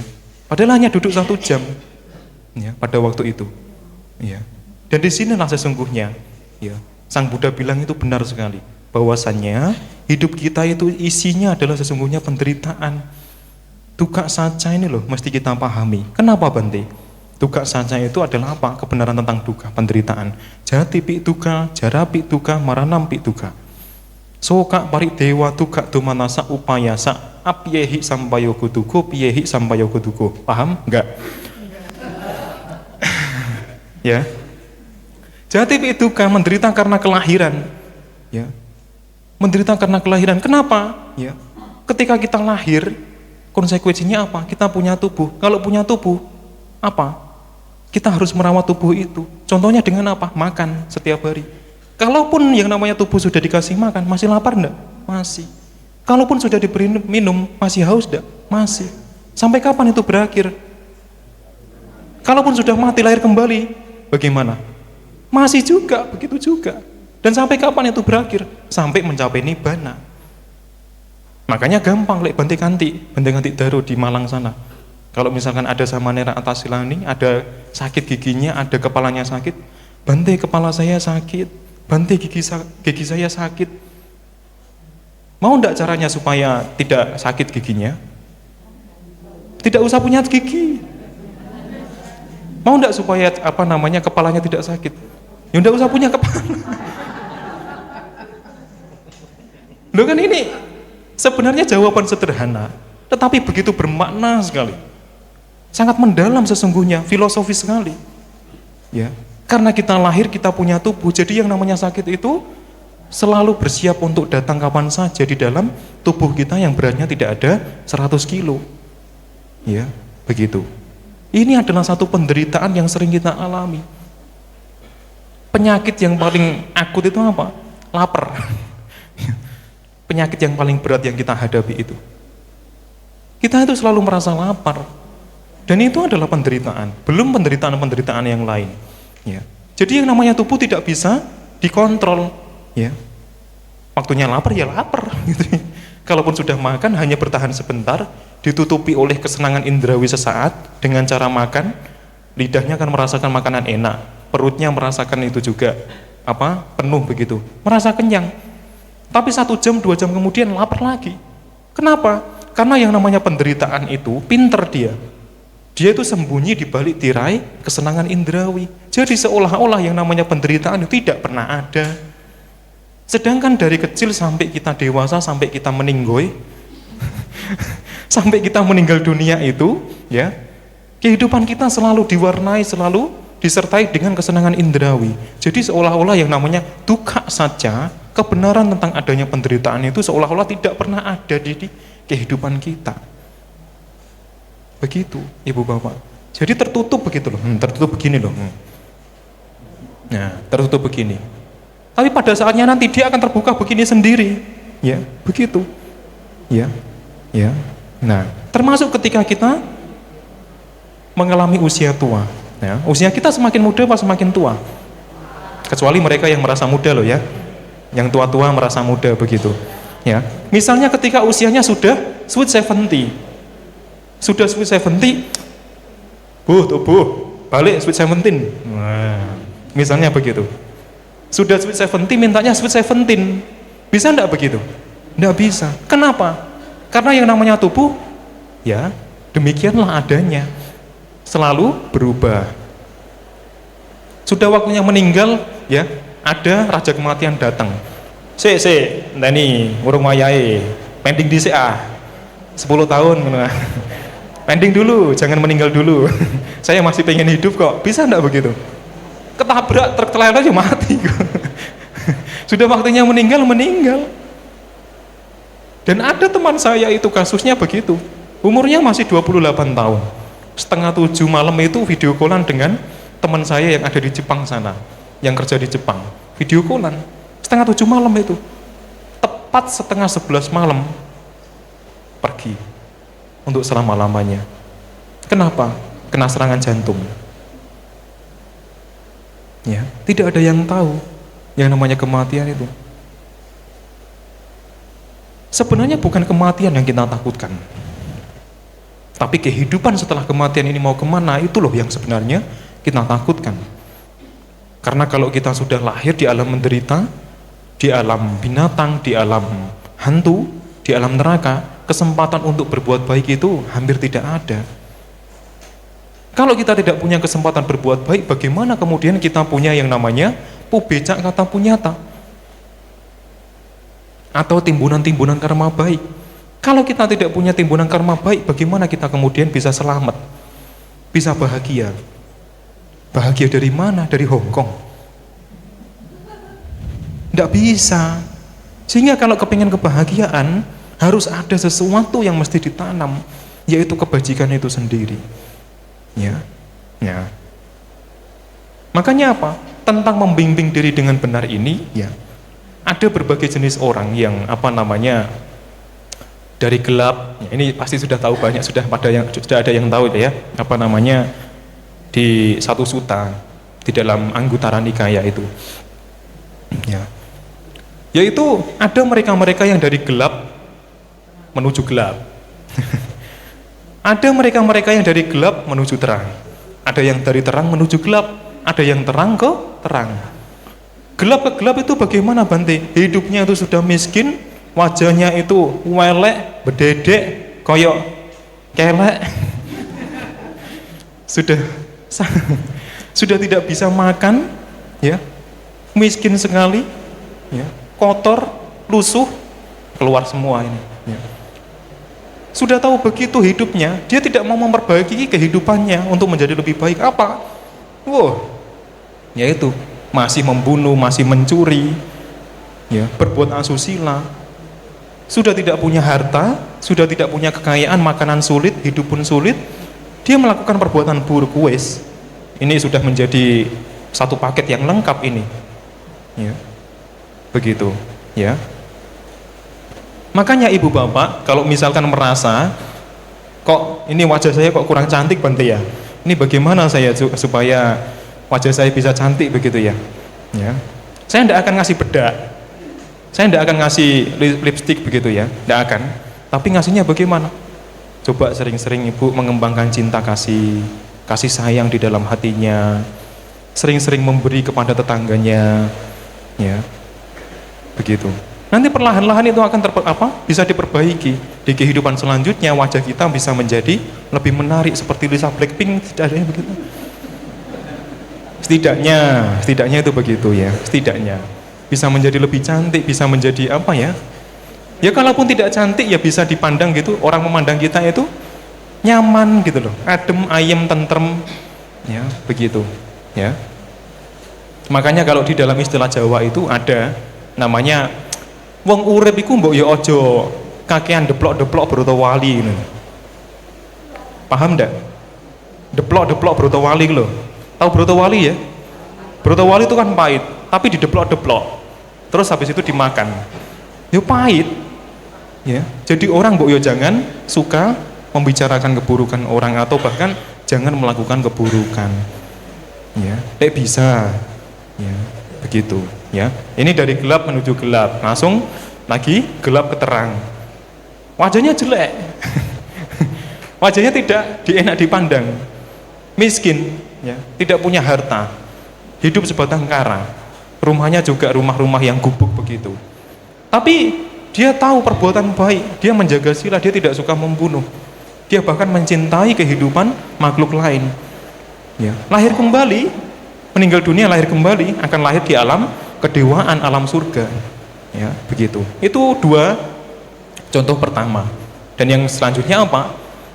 Yaitu terang ke gelap, sugih blegedu, hartanya berlimpah ruah, ya. Tetapi suka melakukan keburukan, minum minuman keras, ya, madai omahe tanggane, diantemi watu, ya, misalnya begitu, membuat huru-hara, ya, suka membunuh, suka mencuri, suka menyakiti makhluk lain, ya. Dan inilah yang akan membuat meskipun dia kaya di kehidupan saat ini, di dunia selanjutnya dia tidak akan kaya lagi, ya, begitu. Kemudian terang ke terang, terang ke terang itu apa? Sudah kaya, sudah menjadi sultan begitu, tapi dia tahu cara supaya yang namanya harta itu bisa berputar kembali, bisa kembali ke tangannya lagi. Bagaimana? Dengan cara berdana, dengan cara membantu orang, ya begitu. Jadi hartanya itu berputar terus, seperti yang kemarin saya bilang, yo ngunduh yo nandur, yo ngunduh yo nandur, yo nandur yo ngunduh gitu. Jadi muter terus begini, ya, selalu begitu, ya.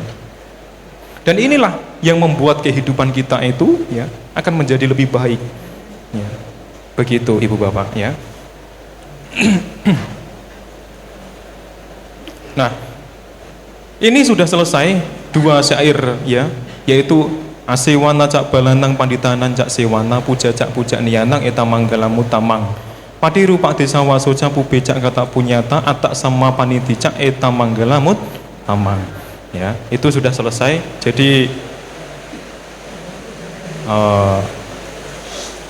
Jadi tugas saya selama di sini sudah selesai ya, untuk sharing dharma. Sudah banyak ilmu yang saya punya sudah saya keluarkan semua, ilmu kanuragan saya. Ya. Jadi kalau misalkan ada yang mau bertanya silahkan.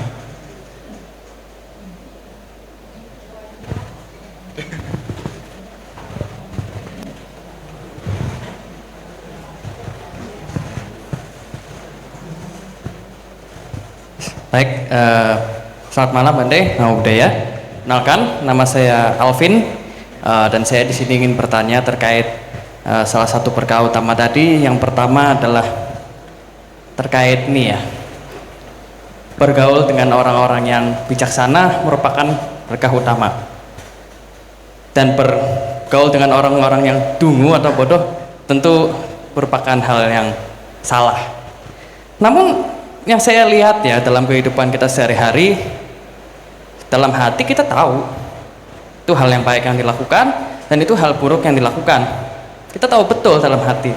Namun saya ingin tahu kenapa kadang kita malah melakukannya yang buruk. Begitu. Kita udah tahu salah, tapi kadang masih aja nih. Misalkan gini, temen ngatain nih, wah si B ini nakal nih gini, habis mabok lah kemarin. Oh oke. Terus yang ngomongin itu besoknya ikut mabok juga. Kan suatu hal yang tak masuk akal gitu. Kira-kira apa penjelasannya Bante? Itulah dia ya. Satu hal yang namanya habit itu tidak semudah membalikkan telapak tangan untuk bisa dirubah. Itu membutuhkan waktu. Dan kalau dibandingkan dengan kita tidak tahu, lebih baik kita tahu duluan, kita sadar itu salah. Daripada kita tidak tahu, terlebih dari itu tidak sadar bahwa itu adalah hal yang salah, itu lebih mengerikan. Karena apa? Kesempatan untuk melakukan itu akan terus dilakukan ketika ada kesempatan yang pas. Ya. Karena apa? Karena merasa, sekali lagi, karena merasa dengan, mohon maaf, mabuk-mabukan itu, dia rasanya itu bisa relief dari rasa sakitnya, dari kesedihannya. Tapi padahal sesungguhnya ketika dia mabuk, dia tidak bisa mengendalikan dirinya. Ya. Apakah salah? Ini salah. Salahnya dalam arti apa namanya? Bukan apa ya, semacam menyudutkan, tidak. Tetapi ketika kesadaran kita lemah, pelanggaran sila yang lain itu bisa menjadi lebih besar. Kita bisa membunuh orang lain bahkan. Karena apa? Diri kita tidak bisa dikendalikan. Kesadaran kita terlalu lemah, terlalu kecil pada saat itu. Ya. Sehingga apa? Disinilah sesungguhnya peran dari apa namanya teman atau bahkan juga orang tua itu menjadi penting. Termasuk diri sendiri juga harus memberikan batasan. Karena tidak selamanya apa namanya kita akan merasa bahagia dengan melakukan itu. Ada satu titik di mana kita merasa jenuh terhadap apa yang kita lakukan. Dan disitulah kita mesti apa? Mengubah cara hidup kita. Ya, kadang-kadang it is okay kalau kita tidak punya teman, daripada kita punya banyak teman malah akan menjerumuskan kita. Ya, sumur itu dalam, tapi kalau kita ikut terjebak dalam sumur ya akan meninggal juga. Ya, yang menyebabkan itu apa akhirnya? Ya sesungguhnya ya habit itu sendiri, kebiasaan yang dilakukan berulang-ulang. Dan kalau kebiasaan itu dilakukan berulang-ulang, akan jadi sebuah sifat atau karakter yang mendarah daging. Dan sampai kapanpun kebiasaan itu atau sifat itu tidak akan bisa dirubah. Rasanya merubahnya itu sulit. Dan itu kalau sampai dibawa sampai meninggal dunia, lahir kembali, kebiasaan itu tidak akan hilang. Itu sudah menjadi karakter yang mendarah daging. Dan akhirnya apa? Ya sudah, tidak bisa diselamatkan. Yang menyebabkan itu ya akhirnya itu habit itu sendiri, kebiasaan, pengaruh juga, merasa gengsi, ya begitu. Ya mungkin jawabannya kurang memuaskan. Sangat sekali, ya benar sekali, benar sekali. Saya SMA itu dari sekian banyaknya murid yang di SMA sejumlah 1000, saya hanya punya satu teman yang saya anggap sebagai sahabat. Dan sekarang pun jadi biku juga begitu. Dari sekian banyak orang yang saya temui, ya, termasuk orang tua saya sendiri, saya hanya punya satu teman yang saya anggap sebagai sesungguh-sungguhnya teman. Sudah seperti orang tua sendiri, karena mau memperingatkan saya ketika sedang lemah, sedang tidak sadar, dan mau menerima semua kekurangan itu. Untuk percaya itu tidak mudah. Rasa percaya tidak mudah didapatkan. Tetapi sekali kita mendapatkan seorang teman yang sedemikian rupa, harus kita pertahankan. Harus kita anggap dia sebagai keluarga kita sendiri. Ya. Karena kelihatan orang yang tulus dan tidak tulus itu kelihatan. Nada suaranya bisa terdengar. Orang ini menasihati saya ini dengan kasih sayang apa dengan kebencian. Itu kelihatan. Dari gerak-geriknya saja sudah kelihatan. Dari matanya, tatapan matanya saja sudah kelihatan. Bagaimana cara menilainya? Nilailah dengan hati, jangan dengan mata, jangan dengan telinga. Menilai seseorang itu harus dengan hati kita. Nanti pasti semua kelihatan semua yang sesungguhnya. Pasti perlahan-lahan kita akan bisa membedakan mana teman yang akan membawa kemajuan di dalam kehidupan saya dan mana yang tidak. Ya. Makanya Sang Buddha juga bilang begitu. Lebih baik mengembara sendirian daripada punya seorang teman yang malah menjerumuskan. Ya. Begitu. Satu orang itu sendirian mengembara ibarat seorang Brahma. Ya. Kita punya teman jadi dua, itu ibarat seorang dewa, sepasang dewa. Tapi kalau sudah melebihi itu, sudah tidak bisa diharapkan. Ya. Tapi kalau memang membawa kemajuan, kita perkirakan, kita timbang-timbang kok memang membawa manfaat, pertahankan itu. Bahkan kalaupun kematian, pengorbanan nyawa harus kita lakukan untuk melindungi teman kita, tidak masalah. Itu adalah yang saya dapatkan selama saya hidup. Selama saya hidup itu hanya punya dua ini teman saja ini. Yang SMA itu sudah beda, itu sudah punya pekerjaan sendiri, sudah tidak kontekan lagi. Dan satu lagi ini yaitu baru ketemu itu. Dan itu terjadi dari satu ramalan dari ibu-ibu dari Bali sana. Seorang ibu-ibu pernah bilang waktu saya di Myanmar, ya, saya ditelepon. Di Myanmar itu kebiasaan saya bangun pagi, cangkamana, berjalan meditasi begitu ya. Sebelum meditasi berjalan begitu, apa yang akan saya ucapkan? Menggunakan itu namo tassa dulu, namo tassa bhagavato arahato, terus kemudian tisarana, kemudian pakai bahasa Jawa yang halus. Para dewa, para dewi saindenging jagat raya, mugi-mugi kula saged kepanggih kalian tiyang ingkang maringi kula bimbingan, saged bimbing kula, saged maringi kula kawruh ingkang saged kula cepeng. Maksudnya bagaimana? Para dewa dan dewi yang berada di segenap alam semesta, semoga saya bisa bertemu, berkumpul dengan mereka-mereka yang bijaksana. Kadang-kadang sampai meneteskan air mata.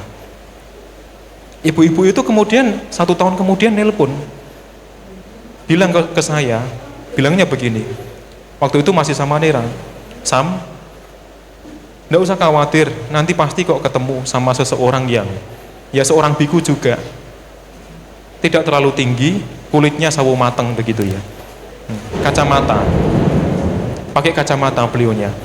Saya di Myanmar itu nyari, memperhatikan itu. Kan satu wihara yang saya tempati ini kan itu 800 orang yang tinggal. Satu wihara yang saya tempati itu.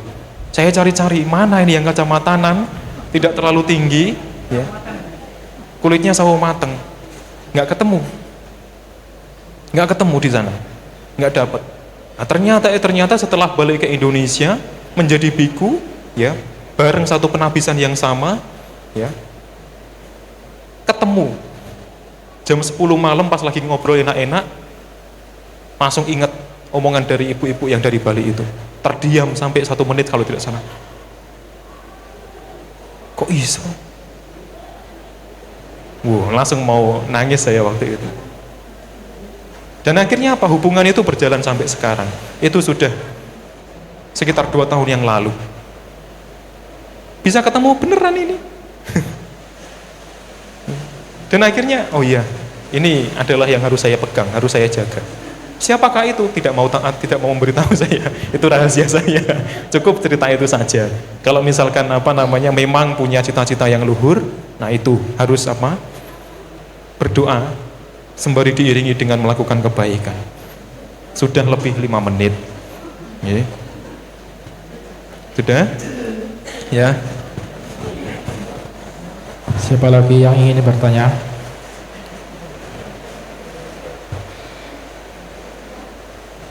Barangkali ada Bapak Ibu yang ingin bertanya.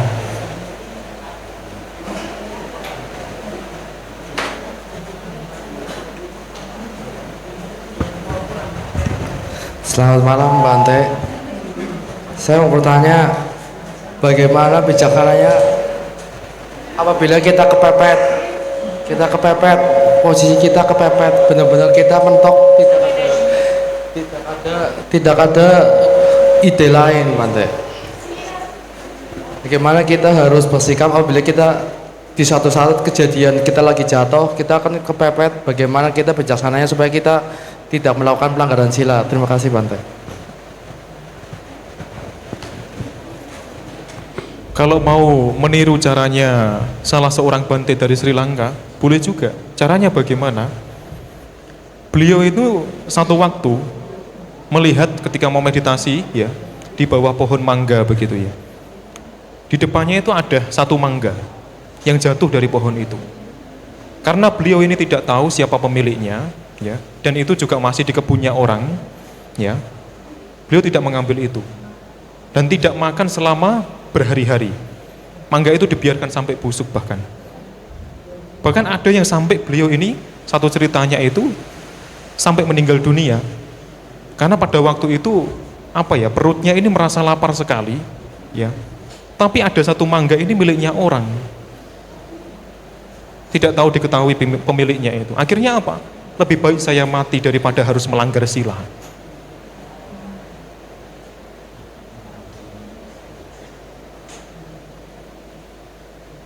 Jadi kadang-kadang kita harus menjadi seorang yang gentleman. Tahu gentleman ya? Gentleman itu sebagai seorang yang kesatria, seorang pendekar begitu. Sifat seorang kesatria itu berani mati demi satu kebenaran. Manfaatnya apa, Bante? Ini kan tidak bijaksana. Kata siapa tidak bijaksana? Ini bijaksana. Maksudnya bagaimana? Tahu benar ini bukan milik saya. Kalau saya ngambil itu sama saja dengan melakukan pelanggaran pencurian itu. Makanya beliau bertekad lebih baik saya mati daripada harus makan mangga yang bukan milik saya. Ya. Dan benar saja, sebelum kematian beliau ini, beliau menyadari bahwa segala keberadaan yang ada di alam semesta ini itu wajar mengalami kemusnahan, wajar mengalami kehancuran. Menyadari itu, ya. Ada juga yang bahkan seorang biku, ya, ketika itu dimangsa oleh harimau, ya, dari kakinya itu hilang habis, kemudian badannya bagian atas. Tapi ketika itu, daripada saya membunuh harimau itu, lebih baik saya mati. Apakah ini tidak bijaksana? Bijaksana. Kenapa? Ya. Karena pada waktu itu juga sebenarnya beliau juga sedang menyadari bahwa tubuh ini adalah tanpa milik. Bukan aku, bukan diriku. Tapi kalau kita sebagai orang biasa begini, ya, yang bukan apa ya, tidak cukup bijaksana, tidak cukup berani, ya mau tidak mau harus begitu. Tidak apa-apa sesungguhnya. Tidak apa-apa dalam arti bukan memperbolehkan, tidak, tetapi lebih kepada ya mau bagaimana lagi, tidak ada cara lain daripada saya mati ya, dimakan harimau, diinjak gajah, lebih baik saya lari atau bahkan saya bunuh saja dia. Tetapi di dalam hati apa? Tidak ada niatan untuk membunuh dia. Makanya misalkan sebuah analogi misalkan di padang pasir yang begitu luas, ada 3 orang manusia. Ini adalah anaknya, kemudian ayahnya dan juga ibunya. Ya. Mereka tidak punya, bekalnya sudah habis, minuman pun juga habis. Satu ketika mereka kepepet. Tidak ada cara lain untuk bertahan hidup selain memakan satu sama lain. Dan akhirnya orang tua dari anak ini bersepakat, ya tidak ada pilihan lain untuk kita bertahan hidup. Sehingga mereka memutuskan untuk, mohon maaf, membunuh putranya sendiri. Apakah ini salah? Tidak disalahkan. Karena apa? Niat untuk membunuh putranya adalah niat untuk bertahan hidup. Dan barangkali sisi lain apa? Pada waktu itu karma atau akibat perbuatan dari putranya telah masak pada saat itu. Sehingga apa? Sudah waktunya bagi dia meninggal. Ini adalah cara yang apa ya? Ya dikatakan bijaksana, juga bijaksana untuk bertahan hidup, untuk memperbaiki kehidupannya. Karena tidak ada cara lain. Tapi kalau memang mau, ya lebih bijaksana lagi, tidak usah membunuh siapapun itu. Lebih baik saya mati daripada melanggar sila atau membunuh makhluk lain. Ya, begitu. Kadang-kadang memang tidak ada pilihan. Tetapi yang namanya tidak ada pilihan itu satu hal yang relatif sebenarnya. Tergantung diri kita sendiri.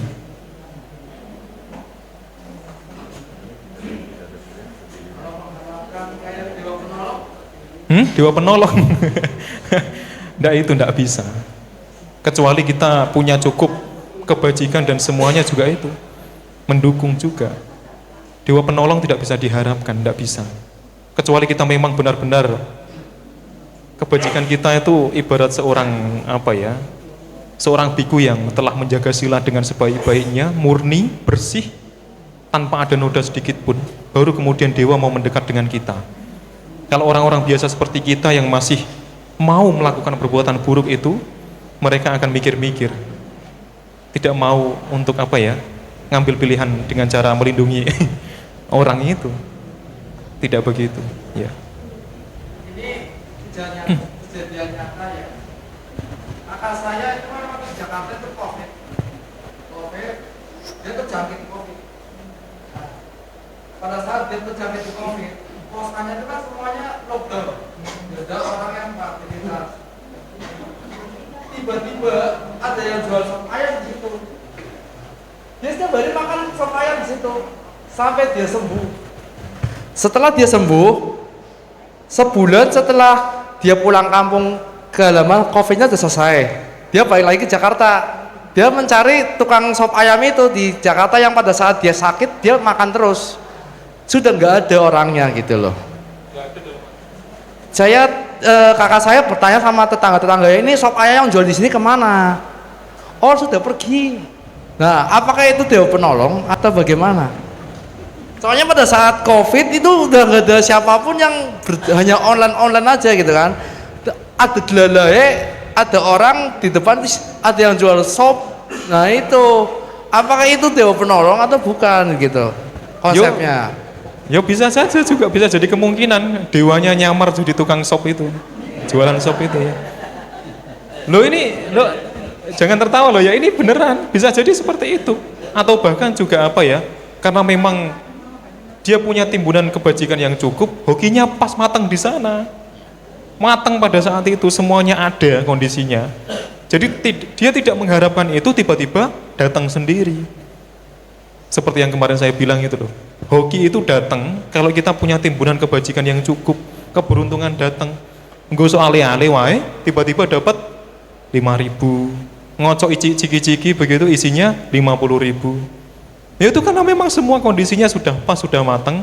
Kita punya timbunan kebajikan yang cukup, akhirnya apa? Matang pada saat itu.